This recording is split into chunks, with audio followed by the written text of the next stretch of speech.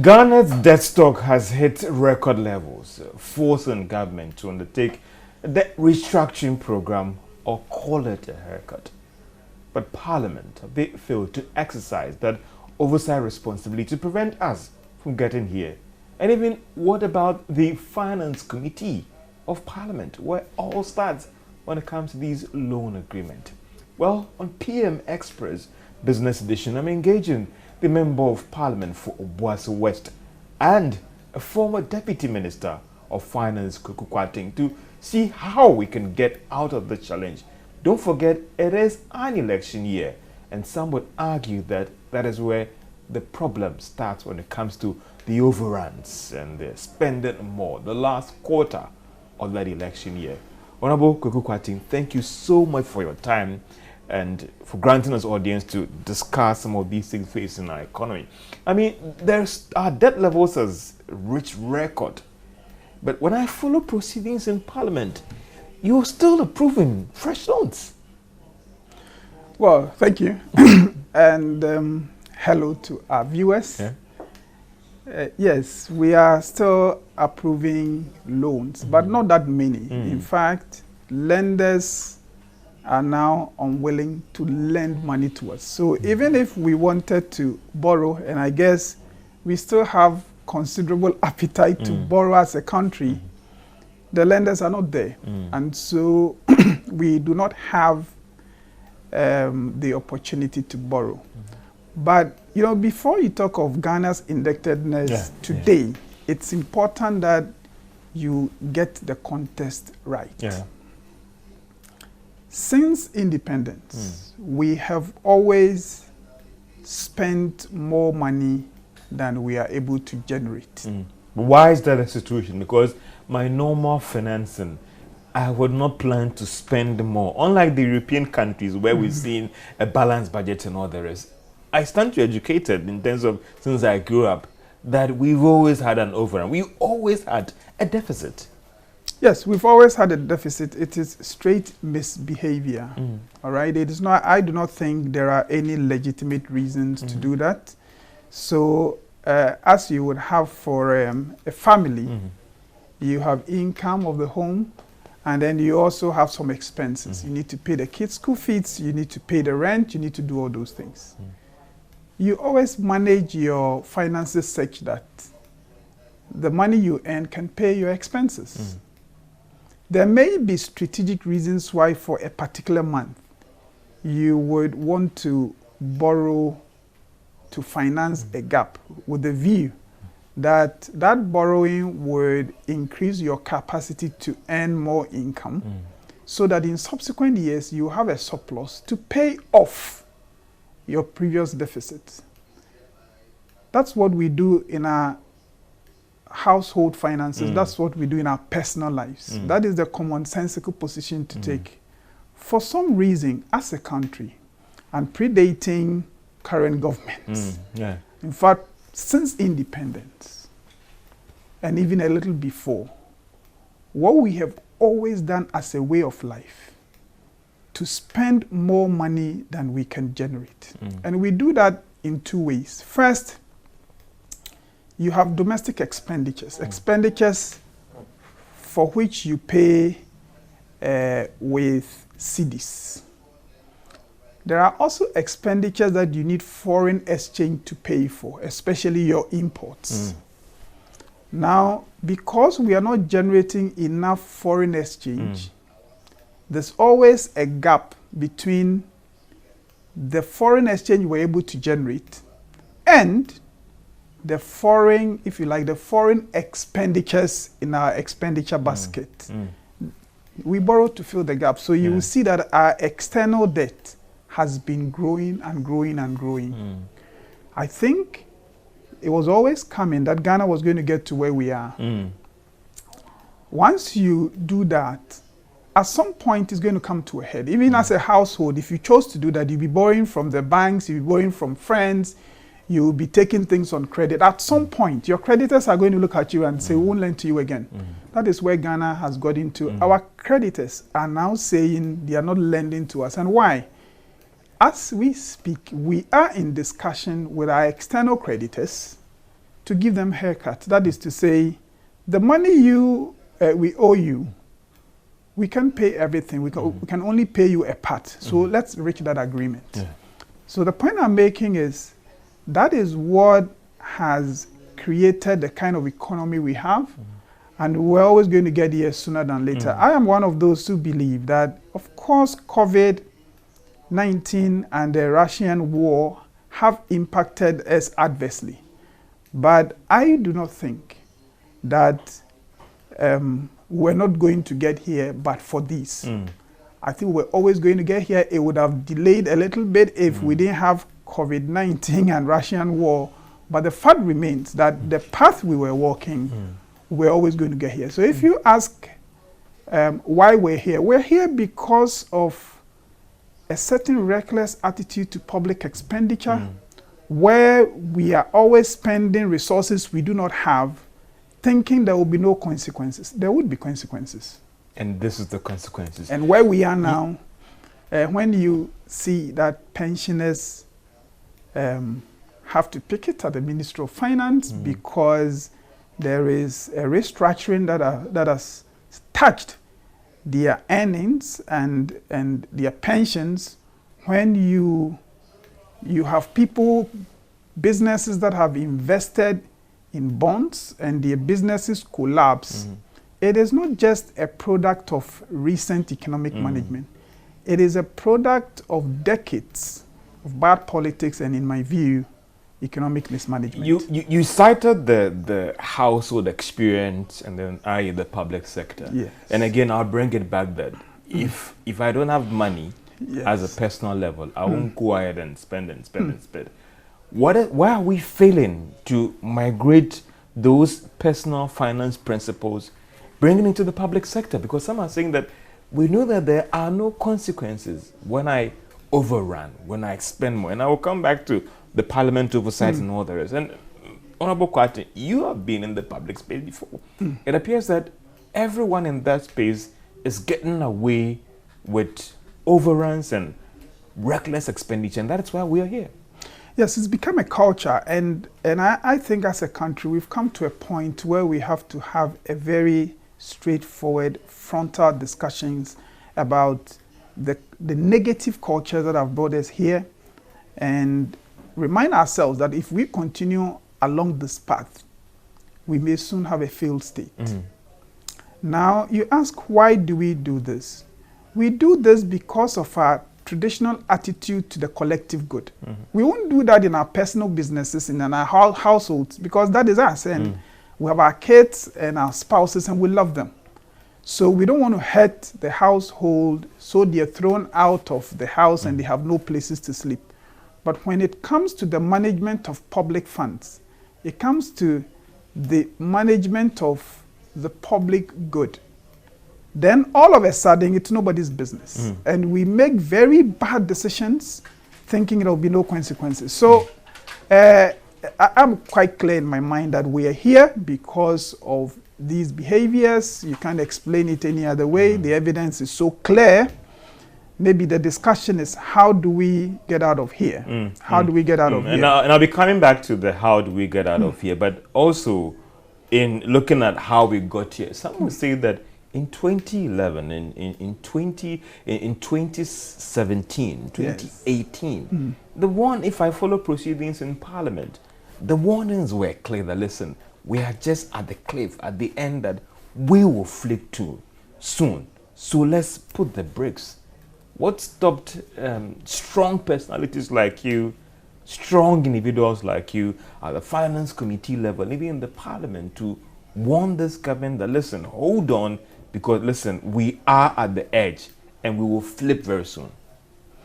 Well, actually, you restrict it to, 2019-20. Yeah. But you see, when a nation... Because that's when it got, the signs were so clear that, listen, if we don't do something now, we will get to the state. The signs have always been clear. And if we don't do... You think that it wasn't bad in 2018, 2019, that it was just on that flip? Let me make this point. You know, anytime the crisis returns, it returns in a worse form. If we don't change course as a country, the next crisis we will have will be worse than what we have. So never be misled to look at this as some kind of misbehavior within some short space of time, and therefore we should not have done that and we'll be fine. We have been walking this self-destruction path for decades. The warnings have always been there, and each IMF program has been more difficult than the previous. I admit that the current IMF program is the most severe, and it is because things are getting worse and worse. And if we don't change course, tomorrow there may not even be an IMF program. The next time there is this crisis, the IMF may not even be willing to come and put their money and their image in resolving our crisis. So if you ask why we did not see the signs, we did not see the signs first as a government, but also as a country, because we have traditionally been walking this path. And you would require some radical reforms to change path so that we will begin to do things right. Maybe the problem is with we the politicians, with us politicians. When these discussions come, we like to have the discussions in a way, partisan way, that would bring us political advantage. I do not think there have been sufficient political discussions aimed at really getting to the bottom of the problem. And so maybe that is where we should start. But I'm clear in my mind that unless there is some radical reforms, a change of mind, and a general renewal of our public finance management, trust me, this country is heading for doom. But some would say that the laws are there. I go to the Public Financial Management Act. All the laws that requires us to be disciplined when it comes to our finances, checking these overruns at the Finance Committee level. And we'll be coming back to the Finance Committee level on what you have to do. So in terms of laws, we have it. It is just having that political will to ensure that the effect of overruns or spending more than what you have raised could crash an economy and crash a country. And the talents are there. We have the laws, and in fact, we have set up institutions that should have helped us deal with this. But let me say this. No amount of legislation, no amount of institutional arrangements can stop a people determined to destroy themselves. Because you fail to punish. There's a reason why when I get to the traffic light in London and it's red, I would dare not cross it, because I know the implications of that. Yes. There are reasons why people get to the traffic light and it's red in Ghana and they'll cross it, because I know that at the end of the day, when I'm caught, I can come and see the chief in Obuasi to come and see Kukwati to stop any prosecution. So Parliament as an institution, the Finance Committee at the level, haven't moved to let people know that when you cross this line in terms of your spending, these are the consequences. I agree. In fact, it is not just Parliament. You were right in referring to people being comfortable breaking the law, because there are always things in our society that can help them to get away with it. If they are not playing politics, they would bring their chiefs in, they would bring their clergy in, and politicians so eager to win votes would do anything to protect their jobs. And so you see people breaking the law, and politicians are unwilling to apply sanctions because it would have electoral consequences.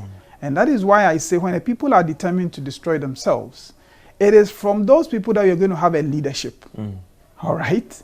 A leadership that would not punish.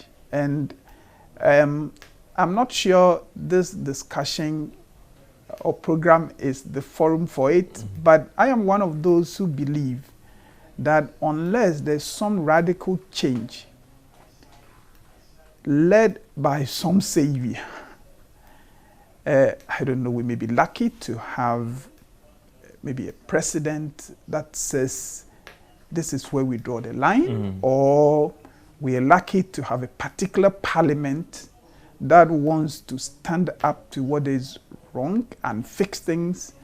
Unless we have some kind of intervention like that, look, we're going to be asking these questions, and individuals become too small to change the system. So I get from you that, listen, George, the buck stops with the executive president with respect to all the laws. So that is where the problem is. No, but don't forget that the executive president, I mean, don't focus on a particular president, all right? Yeah, I'm just saying that. But the buck stops with that executive president in taking those radical steps to ensure that, listen, we will not get there. Well, if we get executive leadership that would impose that, it would help. But I also think that even getting people into executive positions is something we ordinary people will have to do. And people would always get the leadership they deserve. So whether or not traditionally we have been getting presidents who would do these reforms should also be discussed in the light of who we are as a people. If you are lucky and as a people we get more than the leadership we deserve, then of course you would get extraordinary sense of urgency in what we ought to be doing right. But I also think that there could be incremental improvements if there are sufficient numbers. Even if you have a top leadership that would not do it, if we have sufficient numbers in our population, in our parliament, you may be able to even bring a weak president or a president that is not willing to do those things to order. But look, I think that for a large part of our lives as a country, it has been very much business as usual. It has been the partisan. The last time I remember I spoke with you, I did say that some of us have gotten tired of always pushing points of view and taking positions only because it's a partisan position. And that when I get home and I look at my kids and I know I'm governing this, I'm helping govern this country to make life better or worse for them, then I think it no more becomes a sensible proposition not to use the conscience and the good sense that God has given you, but always to just two party lines. Some of us have. It has to change. It has to change. But some will say, I get you that we didn't get here in 2 weeks or a month. And, you know, some will say that in 2013, 2014, 2016, 2017, it wasn't that bad. And some will put that the buck stops with this current administration, which you're part of, that if any kid was born over the last 10 years or even 20 years, in his lifetime as a grandfather, he would tell his kids that during this tenure when Party A was in power, that we had this crisis. And the backstop will come to this party, the backstop will come to the current leader of this party, the current president that we have there. Listen, if we had done what we had to do by trying to clean up, we wouldn't have gotten here. I agree. And I think my party, as a ruling party, we should take our fair share of the blame. I mean, there are changes that I think we could have made that we haven't made. There are some of the reforms we should have done we have not been able to do. And we have in many ways, even if we have performed better than the previous administration, in many ways we have left some of the critical things we should do undone.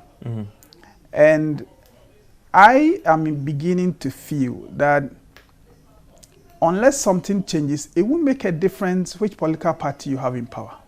After all, there are many people in our society today who genuinely believe that all the politicians, they are the same anyway.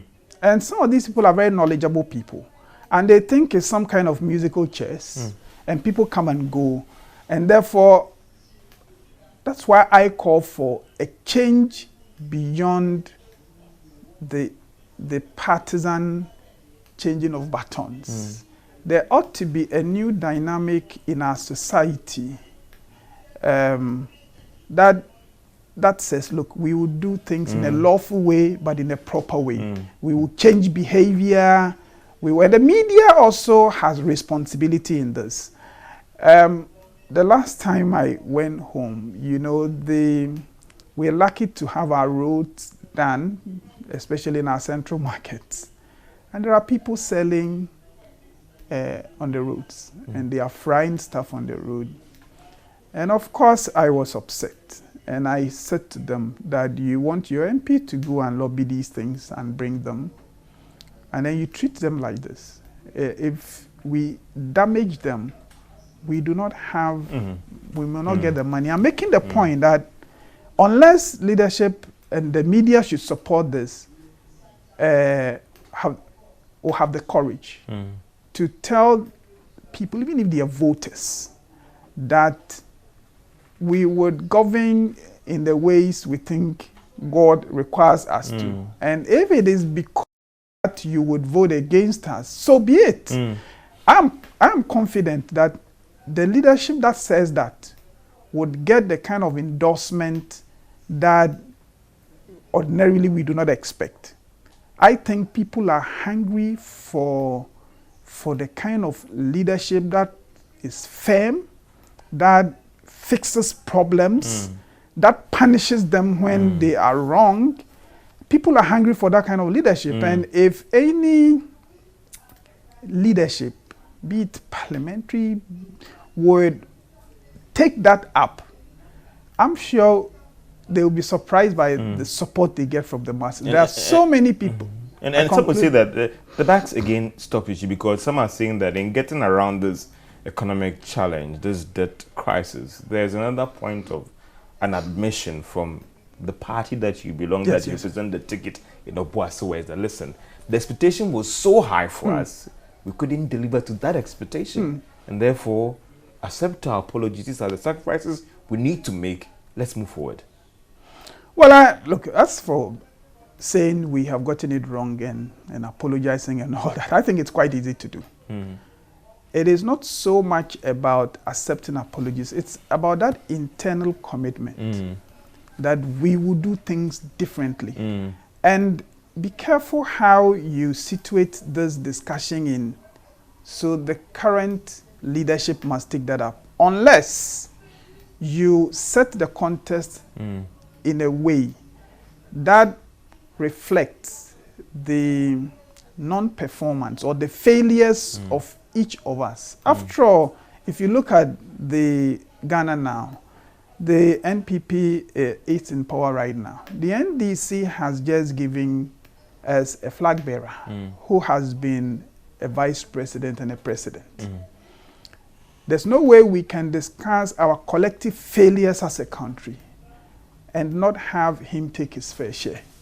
The same way that for the things that this administration should have done but did not do, we ought to be candid and honest and say we should have done 1, 2, 3, we didn't.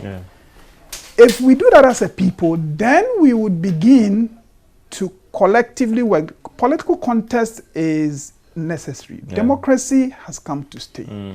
We don't want that democracy destabilized. But if we, in order to preserve that democracy, we need to acknowledge that we have been doing some things wrong for so long, and now we're changing course. And I think that even in the 2024 elections, it is the political party or the politician that steps out to admit our collective failures, that recognizes the failures of the political class to provide a kind of quality leadership that Ghanaians have sought for decades. It is that politician that would come out tops. In fact, if I doubt that now if people just went to promise that we would give this, without recognizing and accepting that we've been doing some things wrong in the past, I doubt that Ghanaians would buy into the message of that politician. This is PM Express Business Edition as we engage the Member of Parliament for Obuasi West. He is also the chair of Parliament Finance Committee and a former Deputy Minister of Finance. Look at Ghana's debt crisis. Has the Finance Committee actually failed us? And within, what about the Parliament as a whole in terms of exercising that oversight responsibility to ensure that never again should we get into this current position? We'll be right back after this break. Welcome back to PM Express Business Edition as we talk about Ghana's debt crisis. How did we get here, and whether the Finance Committee of Parliament as a whole have failed to exercise that oversight responsibility to ensure that we do not get here. I'm engaging the chair of Parliament Finance Committee, Kweku Kwati, and MP for Obuasi West, and also the former Deputy Minister of Finance. Earlier on, I tried to get something from you. So if we're in a debt crisis, the best thing to do is to put the brakes on borrowing and see how you can quickly reorganize your past. But I see your committee that you chair always bringing papers to the floor. The recent one was the World Bank facility, and asking the House to support the majority decision that the committee has reached. It appears that we are not taking those drastic steps to freeze things from the layman's perspective. I know that government has to run and all the rest, but that lay person on the street, he gets that sense that, listen, we haven't learnt our lessons. I think you're giving Parliament and this country more credit than we deserve. The loans are not coming. If you give the impression but there was a World Bank loan that you went to. The committee recently recommended to the House. Let me explain.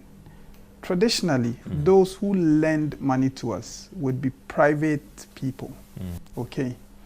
Individuals. They invest their money in your economy.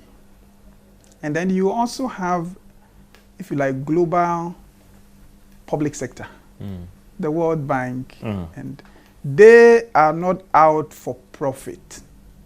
So they are out to see a certain stability in the global economy. And so they relate to you and they give you support. As for the private investors, as soon as they see that your economy is getting weak and that they are risking their investment if they keep their investment with you, they walk away, as they've done in the case of Ghana now.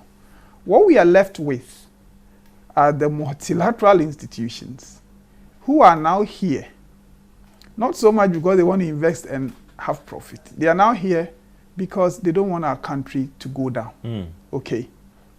Now, you say, why do you continue to approve the loans?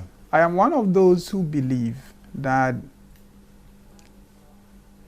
if we don't put our act together, we are putting our democracy at risk. I mean, the way we have been overspending our forex earnings, and people are now unwilling to lend to us. If the resources coming from these multilaterals, the international public service, if those facilities dry up, what it then means is that you're going to have your fueling stations queues because money to import fuel, you don't have the forex to do that.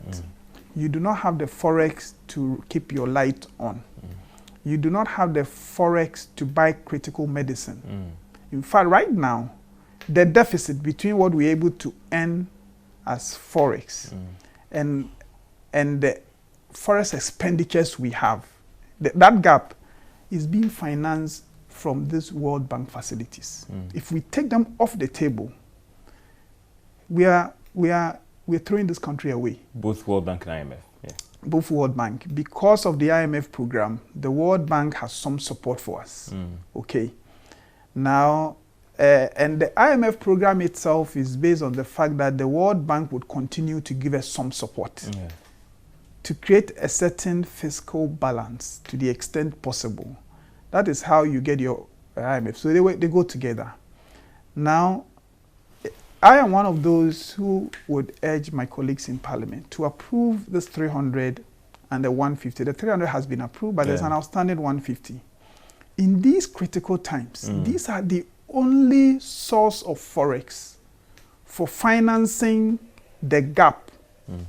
So if we want to keep our country together, these facilities we must continue to approve.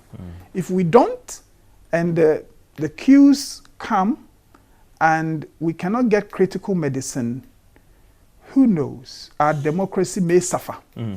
All right, and when I say democracy may suffer, of course, we all resist any coup or we will resist it with all. We've seen it before. They only make things worse. They are never better than the politicians.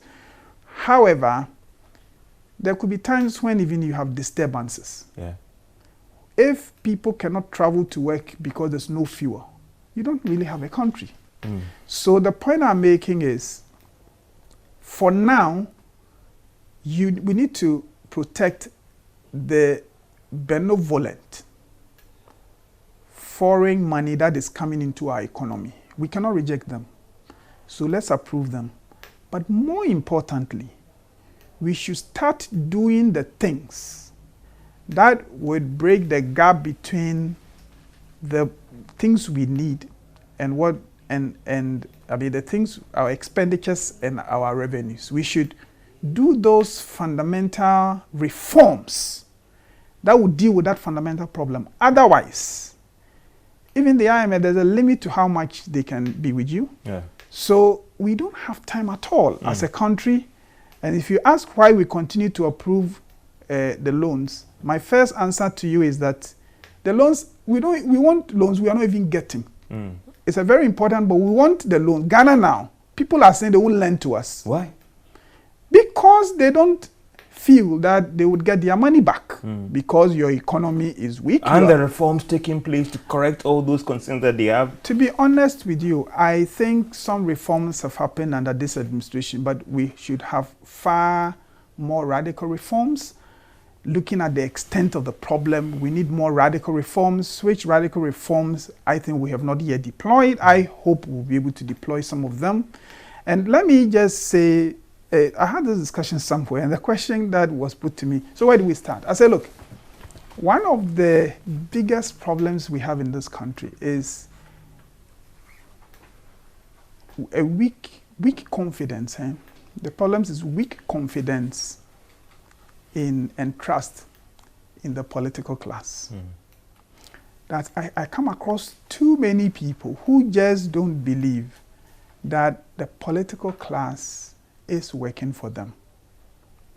And in this, it is not, they are not thinking about NPP, they are not thinking about NDC, they are not thinking about any political party. They are just seeing all of us as politicians and say these guys are not working for us. Now, if we're going to have any meaningful reforms, they must be led by the political class. All right? Before the political class would be in a position to dispense the reforms. Because look, when I say reforms, drastic you must reforms. do things to let people know that laws are supposed to work in this country and that people would no more get away with taxes and not paying their taxes and all the wrong things we do. That if you we pick the public accounts reports and you have offended, that we would crack the whip harshly and cruelly on you, to be able to, for a political leadership to be able to dispense that kind of firm justice as a way of re-energizing our people. Charity must begin at home. I mean, just a very important point here before you come in, please. Charity must begin at home. And charity must begin at home means we, the political class, must also show people how we are beginning the sacrifice. There are a lot of things that people complain about associated with politicians and our benefits that may not impact the fiscal that much. But you need to take away some of those things in order to show people that now we mean business. I am one of those who believe that, look, I have a V8. This is when I sit in the V8. The way people look at me, I don't even like it. All right. The business owners have V8. It's not only politicians who should have V8. Unfortunately, I mean, there are CEOs and directors and all the rest of policies that I'm who even use citing V8. this as just one small example. That the businesses, if they are tackled about, if you have a V8, you would have bought it with some money. The state should be interested in how much taxes you paid when you were making the money that allowed you to buy V8. All those things should be done, and the laws are there. But the politicians were unwilling to go along that route. Because we ourselves, we are using some of the V8. And the people have been complaining and complaining. We should ask ourselves, so why can we not use, say, Toyota Hilux or its equivalent? If as a minister or as a member of parliament, you are using a lower vehicle, even if the fiscal impact is not that much, does it not help if that would help communicate to the citizenry that, look, I think we are having a different kind of leadership. Our leadership is now beginning to mean business, and therefore let us act with them. We travel. Last example, we travel. If you're a member of parliament, if you are a minister, deputy minister, even directors, you have to travel business class. I have worked with certain embassies, and when they were supporting travels, they said, we are unable to finance business class. Why? Because in their country, the countries who are giving us money for free, grants, and we go to them for loans, they say their politicians travel economy. So they are not in a position to sponsor. There was one reply that I'm not going to do. The point I'm making is, those of us in political leadership must also ask, how are we going to demonstrate to the people that we are entering a new phase? Tough times. And that this is how we are living by example. And therefore, get ready, because going forward, it won't be business as usual. We politicians must reflect and see how we will be able to. But some will say, Honorable, on the light, some will say that maybe it starts with you as a leader and your committee level and you as an MP. If Honorable takes that step, others will follow you. But that's just by the start. On the bit about them not lending to us, we thought that there were this debt deal that was struck and all the rest could give that window for them to see that we are taking those steps and therefore we will engage Ghana. It is quite serious that still, despite all the things that we've done, we are struggling to get that engagement from these lenders outside to kind of even extend some grants to us. But that's not difficult to understand. Look, domestically, when the debt restructuring was done, and where we got to, the government seemed to have no choice, but had to do this debt restructuring. So you had bonds.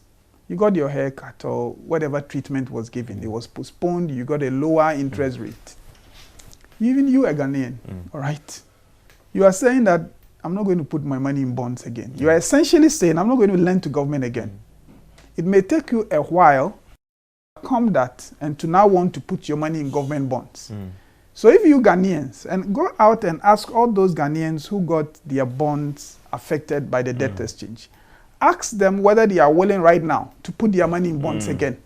If they tell you no, then you should ask, you Ghanaians, your own country, you are not willing to lend to government. Why should me, a foreigner, all right, why should I lend to you? I'm not going to lend to you people. And so we should, I'm saying that, you see, things have been getting progressively worse.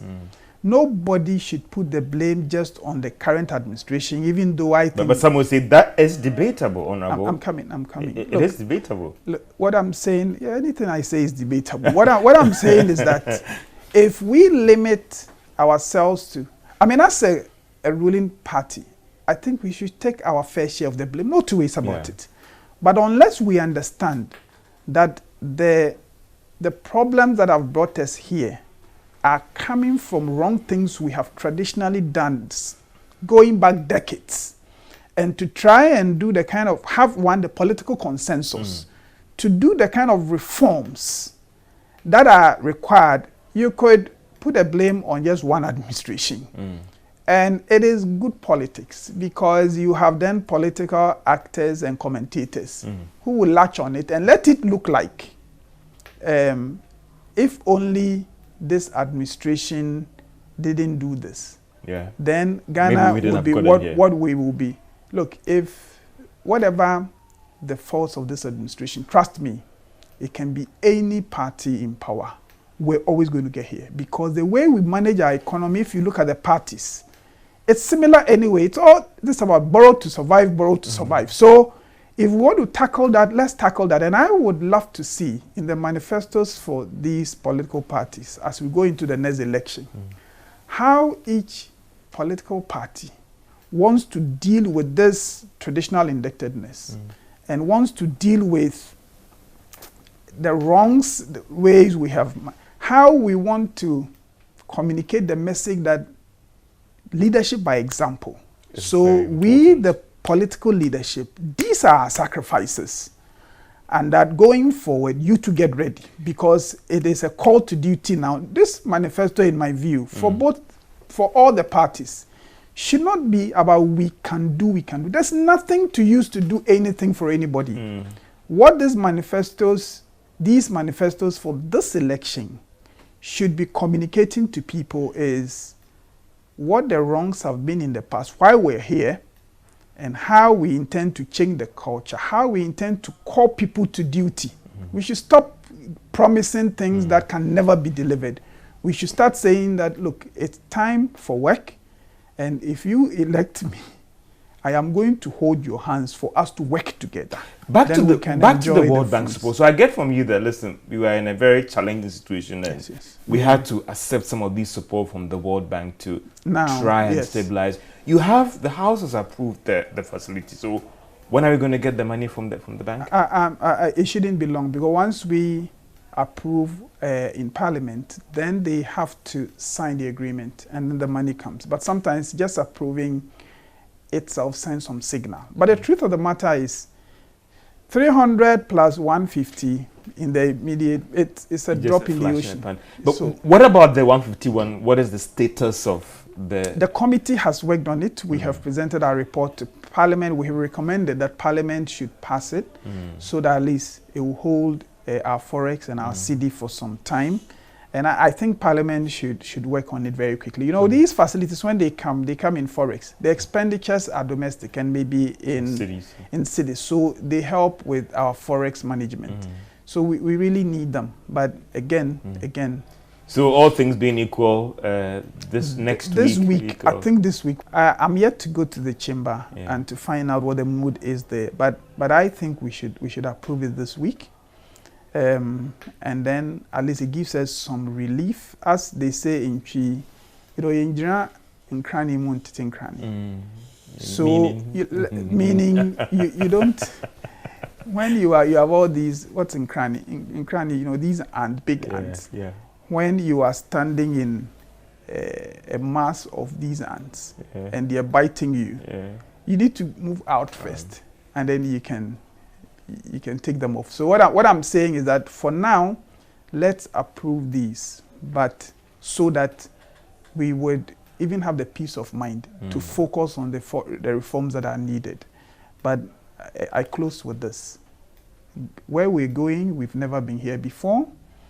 If we don't change course, the future under whichever government would be worse than we're seeing now.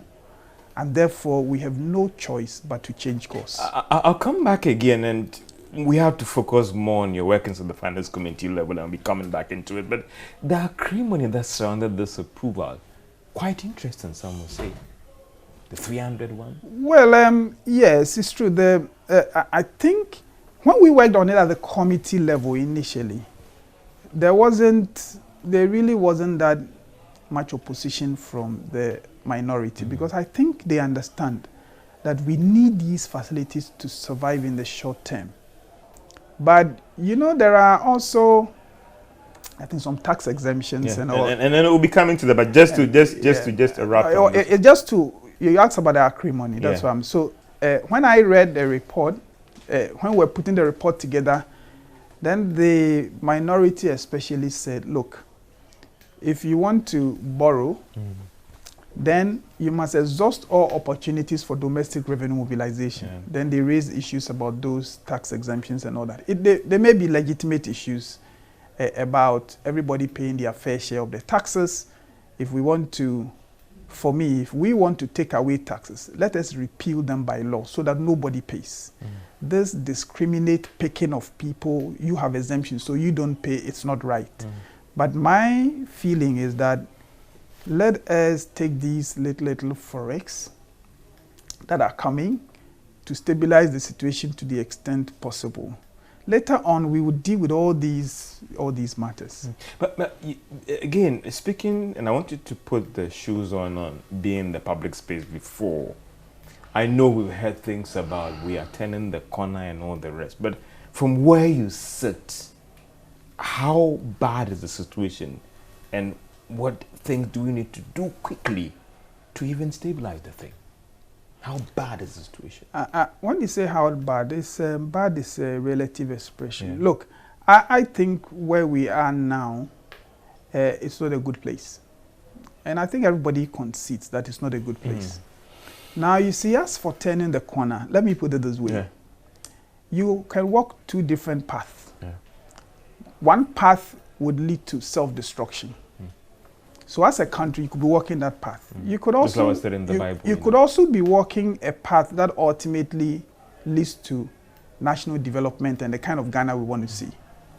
You see, whilst we are, and I think we have all been for decades on the wrong path for a long time. Whilst we are on that wrong path, even walking that wrong path, some governments will be working better than other governments, all right? Yeah. And you can always have a discussion about, given the way we have been walking this path, I think we are doing better, or we are turning the corner, or we. So the discussion on that path can always be explained in terms of who has done better. That's why some of us have lost interest in that partisan, we are better than you, we are better than you. Because I think collectively and for decades across governments, we have been doing things the wrong way anyway. So if you are better than one party or the other in walking the wrong path, why should you even want to discuss it? The discussion should be how we collectively position ourselves on the right path. When we are on the right path, then we can discuss whose path is better, because we know that whatever it is, we are heading in the right direction. I think, yes, as you can see, the figures show some improvement. Inflation has come down. Inflation is improving, but the CD is not doing too well.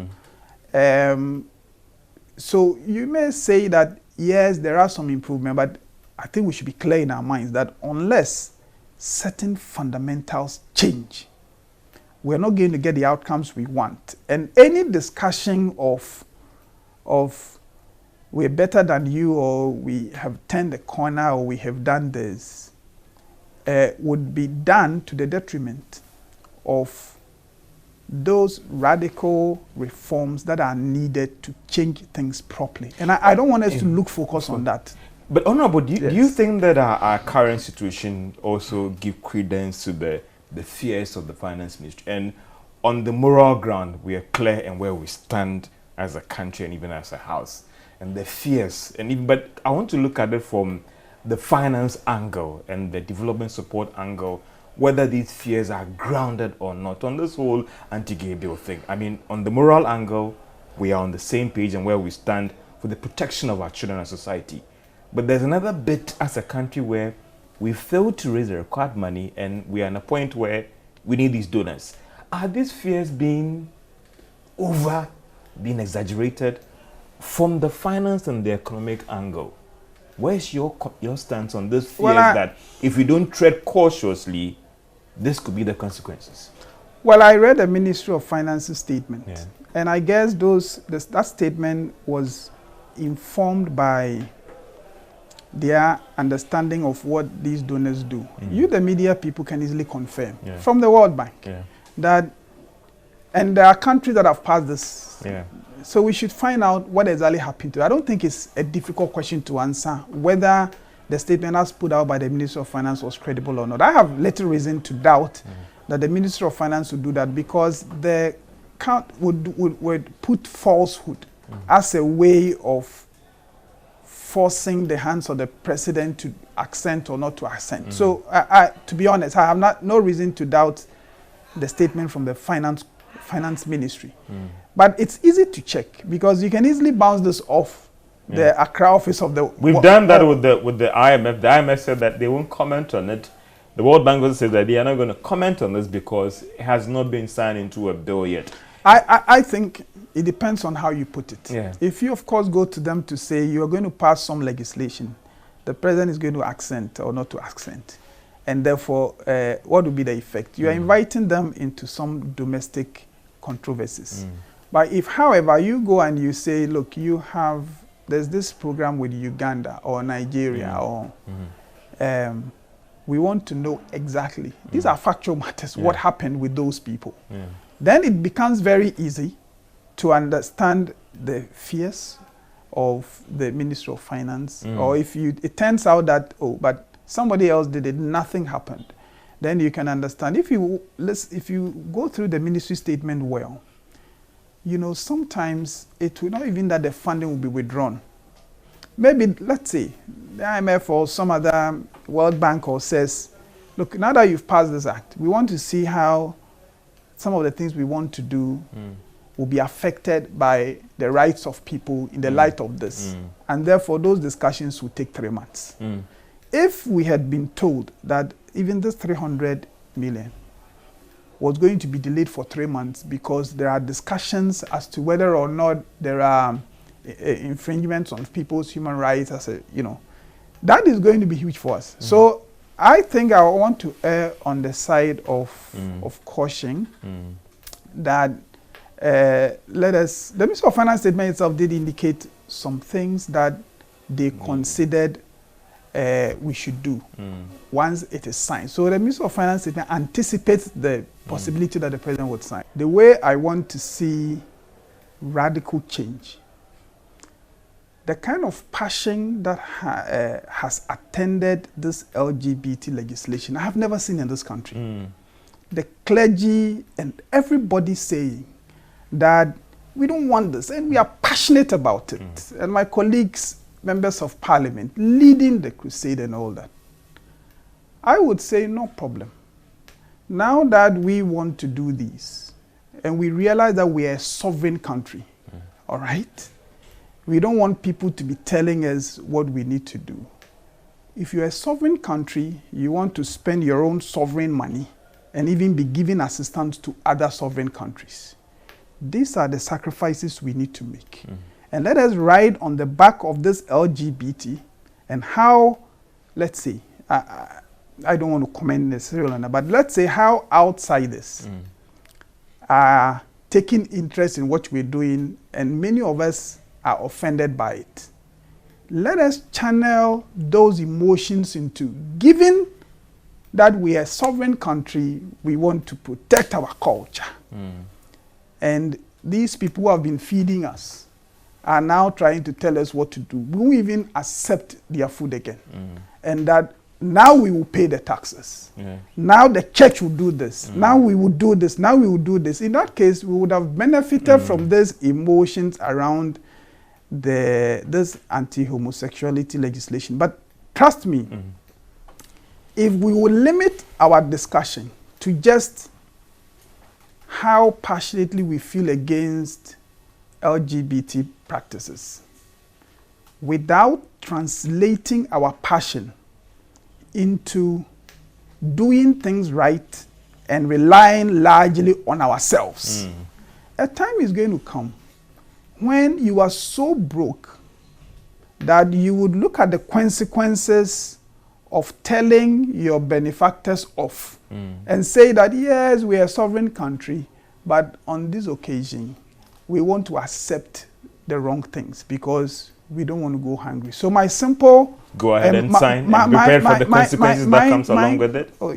listen to me. I'm just trying to get that clarity. Please listen to me. I'm saying that the reforms we need to do, the companies that are not paying their taxes, all of us leaders who like to use the V8s and you like to take the big allowances and you like to do all those things, I'll tell them that all those things are making it difficult for our country to live within our means, which is why somebody is dictating to us. Yeah. So yes, I'm happy not to sign, but in order that we will not be adversely impacted by my refusal, I'm happy to sign, I'm happy to sign it into law, all right? If I were the president, I would say, look, I am happy to sign it into law.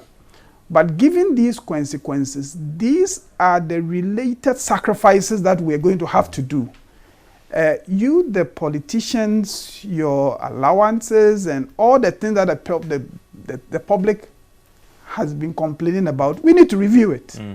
All these big businesses not paying their taxes, all these people walking around for tax exemption, all the wrong things that we're doing, we will need to stop that together with the law. Otherwise, to want to have anti-LGBT law because you're a sovereign country, but to continue to do all the negative things that makes you reliant on people who be telling you what to do, it's irreconcilable. And therefore, it's either we want it or we don't want it. That would be my attitude. This is PM Express Business Edition as we look at Ghana's economic and debt crisis and whether the Finance Committee of Parliament have failed to exercise their oversight responsibility in containing this debt situation. I'm engaging the MP for Boasuez and the chair of the Finance Committee, Honorable Kokukwa, to be back and focus more on the committee's work and the whole argument about tax exemptions, raising revenue to fund the expenditure. What should be the best approach? PM Express Business Edition. We'll be right back. Welcome back to PM Express Business Edition as we engage the former Deputy Minister of Finance, the chair of Parliament Finance Committee on Ghana's debt crisis and whether the Finance Committee of Parliament have failed to exercise their oversight responsibility in dealing with all this challenge. There have been some interesting reforms in Parliament here. How has it affected the committee's workings in terms of what you do, what you have to do, and even the composition as well? Well, the new standing orders, I think yes, the new standing orders have come into force and we are beginning to roll out the implementation of the new standing order. I think it's generally been fine. From the committees, we are yet to form committees in accordance with the new standing orders. Well, new committees have been created. Some committees have been split into a number of committees, and so we are yet to do that. I think leadership will do it maybe next week or something. I don't know exactly when, but so far we are still working as committees. I would say in response to these new standing orders that we are now trying to even implement them, and the issues are going to come up. We saw the issues relating to the leadership of the caucus leadership and all that. I think as we move and we implement it, we would have a debate and get an interpretation more clearly of the various orders, and also if there are amendments, we could make them and all that. But I think so far so good. How has workings be at the committee level? Is it the same? Because I read through your reports and the recommendations, and again, educate me. A language I hear, a line I hear, by a majority decision. It appears that consensus is not working at the committee level. Oh, it is. It's only on a few issues. But it has to be said that these days not much comes to. Because we are no longer borrowing that much again. Yes, that's probably good news. Because we are no more borrowing plenty. And so the loans that come to us are now the loans from the International Public Service, which we need desperately right now. No other facilities are coming because government is also not getting loans. Agreements for projects have also reduced. I think government is now focusing on those projects that have already been signed and are operated. So generally, things have been slower at the committee. But those that we have to do, we're doing them. And we're happy to continue serving the country in this capacity. What about the bit about holding SOEs when it comes to responsible for their expenditures? Because all those things, again, comes back to hit the total debt stock. What about that oversight responsibility as well in checking these OCOEs who are, I mean, you know some of the issues that have come up strongly from these SOEs. What about workings in that line? You know, those SOEs, properly speaking, it is hard for Parliament to supervise them the way you speak of, because they come here for their budget approvals, and within that process, you are able to question. There are cases where you have serious issues against the workings of a particular SOE. You can only carry it in your report, because if you stop the budget of that SOE, the workers in that institution then would not receive salaries. The services that that institution is delivering would no more be delivered. So you don't really have the luxury of just cutting their budget and saying, go and do this and that before we give it to you. So normally we'll make the observations in our report and hope that their supervising ministers will take that up and correct some of the things that come up. But I think our SOEs are behaving very much like the country Ghana. A good number of our SOEs are just borrowing to survive. They continue to spend on credit. A good number of them cannot survive without external, if you like, bailout. And these are critical state institutions. And so when I speak of the nation's indebtedness, I'm not just referring to central government. I'm also referring to the indebtedness accumulating in our service providers. You have your airport company, you have your ECG, you have Cocoa Board. All these institutions have considerable debts, and they all add to what I consider to be the national debt. And that is why I say that this path of spending money we do not have is no more sustainable, and there's a need for change. Can anything be done from your end to contain this? Because that is the concern here, that, listen, something has to be done. The era of complaining, maybe what we should do, move away from that. I agree. What we should do is to begin to promote discussions beyond the ordinary reports and debate in the House. And to the media, everybody has a role to play. And let us see whether we can gather a critical mass that would begin to advocate for real change in the way we have done things. Maybe that role we can play. But look, even at the committee level, look, oftentimes, not quite with this committee, but oftentimes the committees are structured along the relative numbers in the House. So to the extent that most of the time the government in power also has the majority in the House, they reflect in the committees. And so when government wants something, the traditional tendency to toe the government line because you are part of that would mean that the kind of scrutiny that you would want may not happen. Because don't forget that there are also individuals in these committees sponsored by the parties. They'll be going for primaries. And as human beings, you don't really want to be in the party, and you are the odd one out. It takes sometimes a lot of courage to be able to voice out what you genuinely feel without worrying about how your party will take it. I think that kind of unhealthy partisan culture, and not with this particular administration, it's probably worse on the opposition. And some will say, oh no, but the typical example, and I'm coming into this whole tax exemptions, where even you had some members of yours in your party raising concerns about you delaying its approval and all the rest on this whole tax exemption issue. Well, yes, you know, we've taken those exemptions to the floor twice, and on both occasions we're asked to come back to the committee and do some work. We've always been engaging with the sponsoring ministries and to work on it. So We're doing what we can. We have no intention to frustrate it, even though my own views would be that where we want companies not to pay taxes. Let us abolish the taxes for, say, all manufacturing companies would not pay this. And then everybody knows that Ghana's investment climate is friendly. I think it's a bit problematic when you begin to selectively pick companies and say you won't pay the tax. We're taking you to Parliament to exempt you. We're taking you to Parliament. That's a discussion we're having. That it's a very problematic way of managing your domestic revenue mobilization. But again, on some of those issues, there are others who may have other views, who think that we need to grant these exemptions to these selected companies anyway. And then you just put your views across and hope that the right thing is but done. some will say, then that's what some will say, that it doesn't make good sense that in one breath we are supposed to raise the required revenue. In another breath, these exemptions could have brought in the same revenue to the state.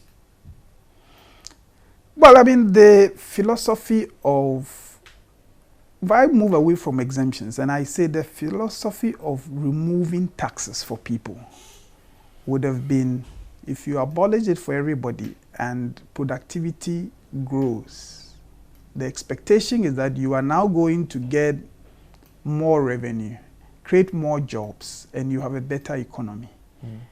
It does not help when companies have to pay too much taxes. But as I said, so that is where I think the exemptions is coming from. So when people push exemptions for some specific companies, I think it's always to say it will help them to expand their businesses and to do that. Why are we there not doing it for everybody is another discussion we can have. So I'm just making this saying this to make the point that people may have reasons, but I honestly believe that selective exemption of companies from the payment of the taxes we are all required to pay is problematic. And sometimes it even creates opportunity for corruption. Because if a company, two companies are working in the same industry, if I am able to be exempted from taxes, it gives me competitive advantage. In any case, tax is money.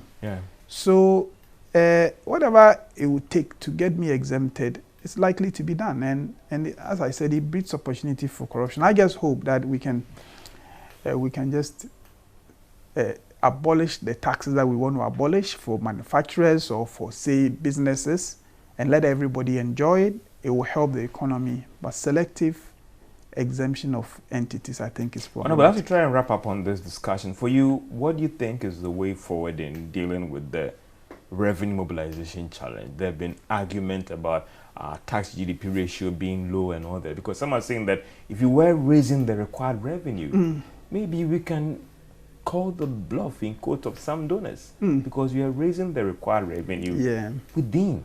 You've been there before, I mean, in charge of revenue. How do we get around this challenge? See, let me say this.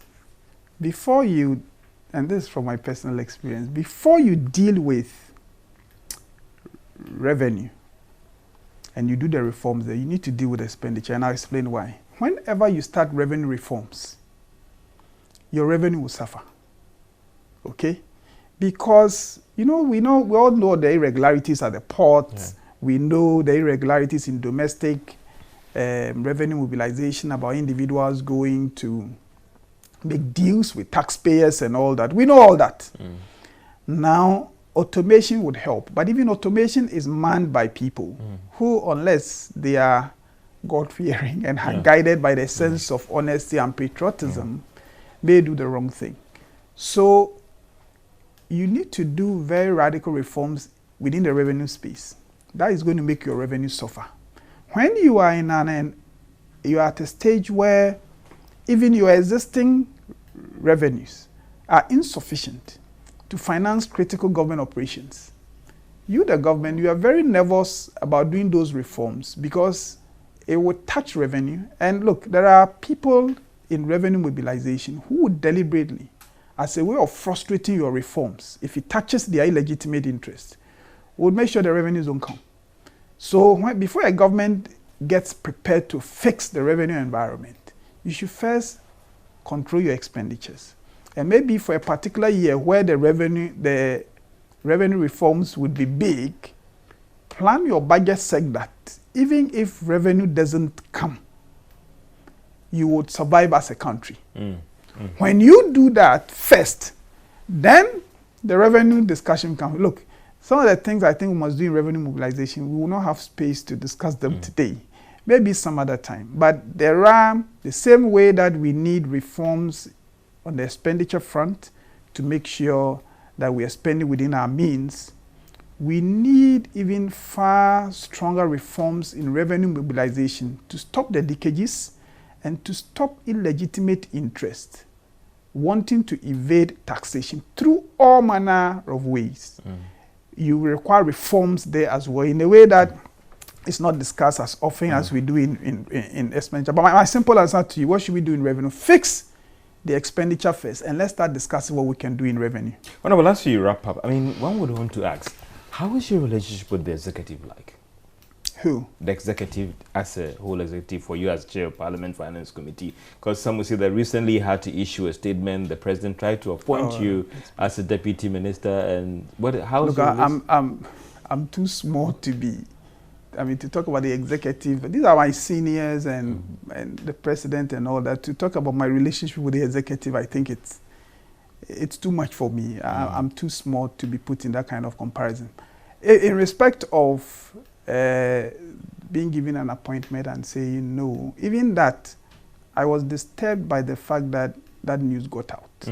It shouldn't. I don't know who it was that found it. A statement that found it necessary to put out the information that I had turned down. But you see, once that came and people were speculating that why I objected, I looked at some of the reasons and I was very much disturbed by them. So I thought I should issue a statement to clarify the reasons why I did not accept that position. It's nothing. Look, we are just left with less than a year to go. There's quite some work we're doing within Parliament. I thought it is better to be in Parliament and to complete that work. I did not think moving to the executive was going to be helpful. And I politely, therefore, suggested that, look, let me stay in Parliament and support the work that Parliament does. It has nothing to do with any relationship or anything. Look, all the people in the executive, including the president himself, they are my superiors. They are people we worked with when we were in opposition. In some sense, I'm their small boy. And there's nothing there. And I think that position is, the position that I took is understood by them. And I still continue to do work for government. And we'll continue to support our government. I still think NPP is the best political party this country That is also debatable, some will say. Well, that is fine, but this is also why I think my party, the NPP, must lead the kind of critical reforms I think we need as a country. It is born out of my belief that if we NPP, we don't do it, it might never be done. This is PM Express Business Edition. I know the debate will still go on in your homes and your offices about how best can we deal with this debt situation and the critical reforms you need to undertake and sacrifices as you try to build this country to stabilize things around. My name is George. I've engaged the MP for Obuasi West, Honorable Kukukwating, and Chair of Parliament Finance Committee. We'll be right back. I mean, this has been PM Express and the debate will go on, and have a good day. My name is George Afib. This has been PM Express Business Edition.